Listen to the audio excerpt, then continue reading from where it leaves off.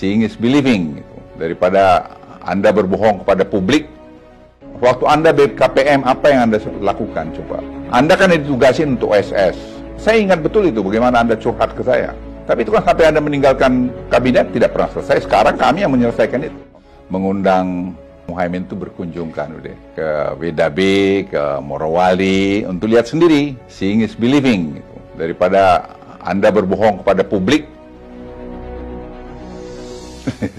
Saya pengen sebenarnya mengundang Muhaimin itu berkunjung kan udah ke WDB, ke Morowali untuk lihat sendiri, seeing is believing gitu. Daripada Anda berbohong kepada publik, yang menurut satu karakter yang nggak bagus untuk mencapai sesuatu posisi. Anda membohongi publik dengan memberikan informasi seperti tadi. Kalau kita lihat data 2015, itu kemiskinan di sana 14,7%. Nah, data 2023 itu 12,4%. Jadi turun kemiskinan di sana dari 14,7 ke 12,4%. Nah, itu apa ya? Karena pembangunan ekonomi di sana. Kemudian kalau di Morowali, kita lihat 2015, itu 15,8% kemiskinan, dan 2023 ini kita lihat 12,3% kemiskinan. Jadi terjadi juga cukup perbaikan-perbaikan di sana. Tapi itu saja nggak cukup menurut saya. Saya sudah jelaskan bahwa ada sekarang politeknik kita dirikan situ. Sekali-sekali berkunjung deh ke politekniknya. Itu menurut saya bagus. Dan guru-gurunya juga kelas-kelas. Ada yang dari ITB, ada yang dari UI yang kita ajak untuk mengajar di sana. Dan mereka langsung praktek di industrinya. Dan malah ada yang dikirim ke Tiongkok untuk belajar teknologi ini yang lebih advance lagi. Dan mereka sekarang bekerja ya menjadi bagian dari pembangunan proyek smelter di Sulawesi atau di tempat lain juga. Proses suatu industri itu tidak lepas daripada kualitas pendidikan. Kita kan mana pernah ada punya politeknik bermutu di luar Jawa.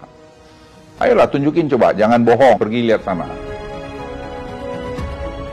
Jumlahnya itu berkisar antara 10-15% saja. Dan itu tidak bisa tidak kita lakukan, karena kita tidak punya memang kualitas manusia pada saat itu untuk melakukan pekerjaan-pekerjaan itu. Sekarang, secara bertahap itu berkurang, karena sudah banyak yang kita latih dan training.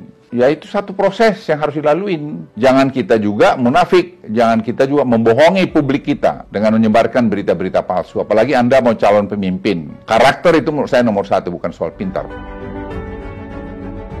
Anda perlu melihat data panjang 10 tahun, karena Anda pebisnis juga. Kan siklus daripada komoditi itu kan bernaik turun. Apakah itu batu bara, atau nikel, atau timah, atau emas, apa saja. Tapi kalau kita melihat selama 10 tahun terakhir ini, harga nikel dunia itu ya di 15 ribuan. Bahkan pada periode 2014-2019, periode hilirisasi mulai kita lakukan, harga rata-rata nikel itu hanya 12 ribu. Jadi saya nggak ngerti bagaimana Tom Lembong memberikan statement seperti ini. Bagaimana Anda memberikan advies bohong kepada calon pemimpin yang Anda dukung? Saya sedih lihat Anda di situ. Artinya intelektual Anda itu menurut saya jadi ragukan. Oke, mungkin Anda betul seorang intelektual, tapi karakter Anda itu menurut saya nggak bagus. Cucu saya aja komentar yang di Georgetown waktu Anda bicara di Washington DC 2 minggu lalu. Bagaimana Opung ada seorang mantan menteri yang bicara menjelek-jelekkan pemerintahnya sendiri, di mana pada waktu yang lalu dia bekerja di situ. What kind of personality this Opung? Tom harus ngerti, kalau harga nikel terlalu tinggi, sangat berbahaya. Kita belajar dari kasus kobalt. 3 tahun lalu harganya begitu tinggi, orang akhirnya mencari bentuk baterai lain. Itu salah satu lahirnya lithium ferrofosfat itu. Jadi ini kalau kita juga membuat harga itu ketinggian, orang akan cari alternatif lain. Teknologi berkembang sangat cepat. Oleh karena itu kita mencari keseimbangan benar. Keseimbangan supaya betul-betul barang kita ini tetap masih dibutuhkan sampai beberapa belas tahun yang akan datang. Kita nggak tahu berapa tahun. Tapi ingat, lithium baterai itu bisa recycling. Sedangkan tadi LFP itu tidak bisa recycling sampai hari ini. Tapi sekali lagi teknologi itu terus berkembang. Nah kita bersyukur LFP juga kita kembangkan dengan Tiongkok. Tadi lithium baterai juga kita kembangkan dengan Tiongkok maupun dengan lain-lain.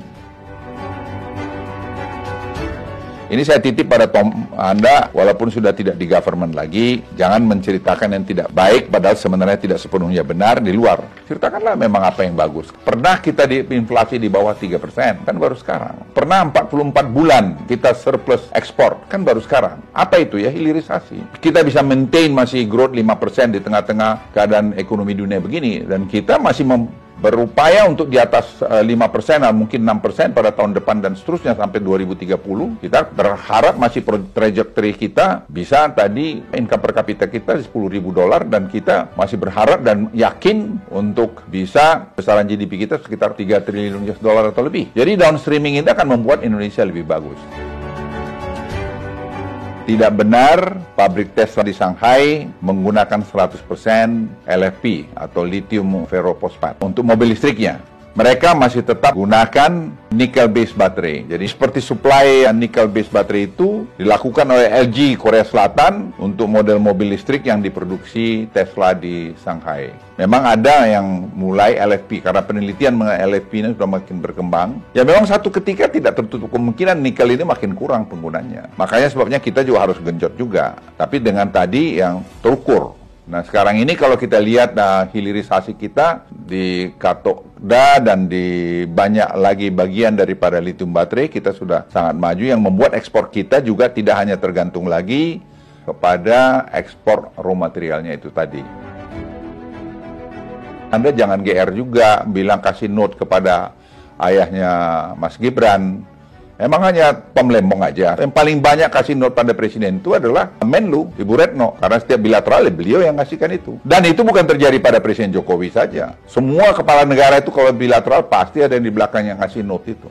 Apakah karena Anda hebat melakukan itu? Tidak, itu tugas Anda sebagai pembantu presiden, sebagai Menteri Perdagangan waktu itu, sebagai Kepala BKPM. Tapi Anda harus refleksi juga apa sih yang Anda lakukan sudah Menteri Perdagangan. Coba tanya dirimu. Waktu Anda BKPM, apa yang Anda lakukan? Coba. Anda kan ditugasin untuk OSS. Saya ingat betul itu, bagaimana Anda curhat ke saya. Tapi itu kan sampai Anda meninggalkan kabinet, tidak pernah selesai. Sekarang kami yang menyelesaikan itu. Online single submission itu, yang sudah digadang-gadang bakal selesai begini, begono, dan segala macam itu. Jadi saya hanya ingin sampaikan, kita sudahlah. Kalau sudah selesai masa kita, sudah semua ada waktunya. Tidak perlu kita ceritakan kita yang paling bagus. Karena kita itu terjadi semua, tidak. Semua itu adalah hasil kerja timbur. Pemimpin itu harus memberikan ketauladanan. Ya, kalau kami di tentara ketauladanan, yang juga bisa risiko pada nyawamu. Tapi sini nama baikmu, nama Indonesia itu menjadi tantangan. Jadi saya pikir Anda yang akan jadi calon pemimpin Republik ini, kalau berani mencalonkan diri, elok Anda itu memberikan tauladan. Jangan bicara seenaknya aja, memberikan kabar-kabar bohong. Jadi kalau saya bantah gini kan jadi tidak enak bahwa Anda bohong. Saya sebagai yang lebih senior, lebih tua dari Anda, ingatkan, jangan Anda karakter ini kalau Anda pelihara terus, tidak bagus. Nanti siapa tahu Anda menang. Kalau Anda menang jadi pemimpin seperti ini, wah saya sangat khawatir nanti bagaimana Anda memimpin Indonesia ini, atau siapapun yang kalian jadi pemimpin itu. Ya, jadi saya titip kalau Anda berkomentar, lihat dulu barang itu. Anda mau calon-calon pemimpin. Anda nggak tahu bagaimana kerja keras orang itu membuat WDB, membuat Morowali, yang memberikan sumbangan besar buat ekonomi kita, sampai seperti sekarang. Sekali lagi, rakyat Indonesia, pilihlah pemimpin yang berkarakter. Saya ulangi, pilihlah pemimpin yang berkarakter, jangan pemimpin yang kelihatan pintar saja, tapi tidak memiliki karakter yang baik.